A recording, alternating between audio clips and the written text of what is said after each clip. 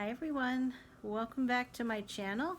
This is our year to shine, and this is my kitty co-host Annabelle.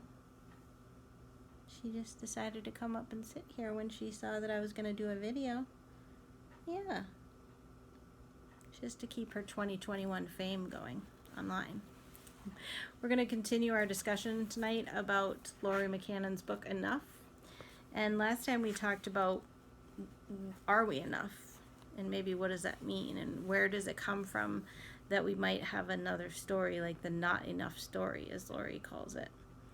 So tonight is kind of a sort of an out there esoteric sort of discussion about you and the vibrational, which is a new way of looking at being enough and the experience of being enough.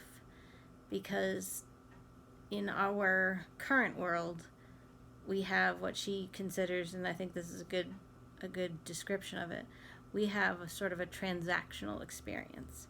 So we work for someone, they give us a paycheck. We feel like we have to work really hard in order for something to happen. She goes on to say things like, if we want somebody to help us or to be integral in what we're trying to do, we feel like we have to just like convince them and just win them over and sort of like directly control the outcome to try to get to what we want. So she brings up some points that are very similar to the law of attraction that I've mentioned on the channel before. It's out there in a lot of different ways, but basically Abraham Hicks is all about the law of attraction. And I did a video also last year too about letting go, and it was intention, no tension in the creation process, or the experience of just allowing something to happen. And Abraham Hicks would call that the art of allowing. So it's like you put your intention out there, and then you give it a little bit of attention, but not like to the point where there's like this rub where you're striving so hard to get something. You have to have no tension. You have to just like sort of give up. And also, you know, Laurie doesn't specifically mention the law of attraction, but a lot of what she's saying is at the basis of it, because she makes some points about the fact that you also have to always say that you'd like whatever you're wanting or something better. Because if you just narrow it in to like, I want a calico kitty or something like that, instead of I want a kitty, or I want a companion, or I want a pet of some kind, then you're sort of disallowing the other possibilities that might be out there. Because maybe, well, I do have a beautiful calico kitty, but maybe there would be like another sort of cat that would have been a blessing, you know, to come to me. But I know Annabelle was my blessing to come to me. That's just an example though. So like, or if you're just super stuck on this job or something, and there could be something that's even better. So like allowing the details to fall into place, instead of feeling like you have to just strive. And at the basis of this never enough story is the fact that we have been so used to this transactional thing. And she brings up some points that we talked about last year in our Simple Abundance year. She says, the transactional perspective is so pervasive in our culture that we tend to discount or ignore the many events that happen in our lives that could only be described as effortless. No payment or quid pro quo required. These are events like receiving a premonition that prevented something bad from happening. This is being at the right time, right place, right time. What about the miracle of love at first sight? A brilliant solution that just pops into your head? and total bliss in experienced in meditation or when sitting peacefully in nature, or a dream which points you in the right direction. We've all had these experiences. We've met people that have changed our lives. Some people seem to have many of these grace-filled experiences. And why do you think that is, like more than others? And is it possible to have more like that? And Laurie says that she does believe that there is. It is possible. Knowing that good things come to us in two ways, through striving or through grace, it may not occur to us that in every moment we're choosing, mostly unconsciously, between the two. We choose when we perceive life primarily through either our head or our heart. And we talked a lot last year about leading with the heart. And Laurie has a section a little further on from this entry about leading more with the heart, and how the not enough story is mostly based on the fact that human experience right now is mostly leading from the head and not the heart. And if we did lead from the heart, then it would be a totally different world if everybody was leading from the heart. We choose when we perceive life primarily through either our head or our heart, is what I had just read. When we trust, when we let go of a need to control the outcome, when we dwell in the moment with a peaceful, relaxed expectation that good will come to us at the right time because we are enough, we are opening the door for grace to come in.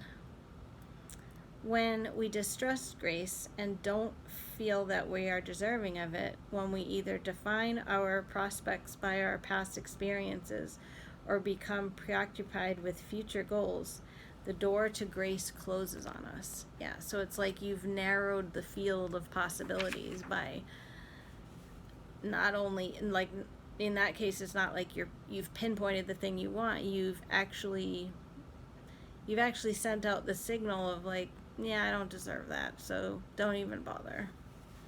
You know? We've been taught to live this way for most of our lives. It is when our guard is down and that we revert to our baseline state, and that we're restored to our natural pathway to grace. When you are exerting control, you are not energetically open to grace. The universe is trying to make a delivery to you, but no one is home to sign for the package. That's a good way of saying it. When you're engaged in striving, you're actually doing things that slow things down and make it harder. Because you only expect to receive through a transactional relationship between input and output. You're collapsing the field of possibilities for how you can receive what you want, from whom and where. Have you ever thought about that? And she mentions the part about saying that you want something, like you can put it out there and say that or something better. You will notice that striving resembles most clearly the masculine or yang paradigm. The idea that we must be independent, self-sufficient, hardworking, action-oriented, impressive, unanswering, and exert our ideas and our muscle in order to achieve what we want is, we've been taught, the surest way to success, the surest way to success, and the proverbial, quote, self-made man. And yes, this model has contributed and achieved much. There is a time and a place for genuine effort, she says. But when we make no room for the process of partnering with grace, when we hold the reins too tightly with the rational, linear mind, we make things vastly more difficult for ourselves.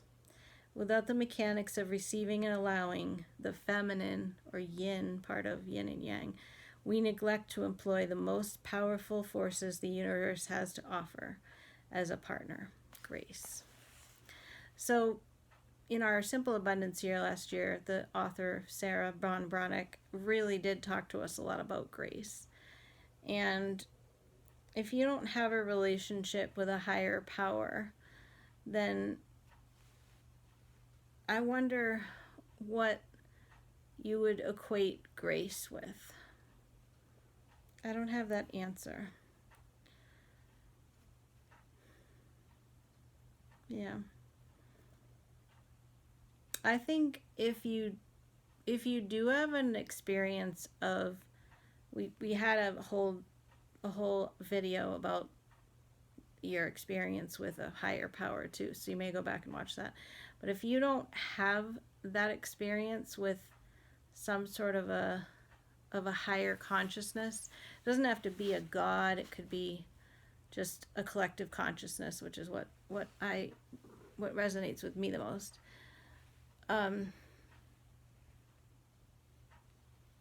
Then feeling like you're enough. I don't know, I was going to say it might be harder. But actually, if you have it, I think a lot of like why the doctrine that I grew up with like a God that's sort of like you're supposed to be afraid, and you might do the wrong thing, and there might be hell, if you sin or whatever. Like, I think I wonder if Laurie goes into this, because I don't know that she has a topic of religion, but like I think that can play into your not enoughness, because if you don't even feel like if you want to use the word God, if you don't even feel like you're going to be good enough for God, or like if you it's not an unconditional love, because like if you sin you're going to hell, and like I mean I can't, that's like one thing I can't wrap my head around with organized religion, is the idea of hell.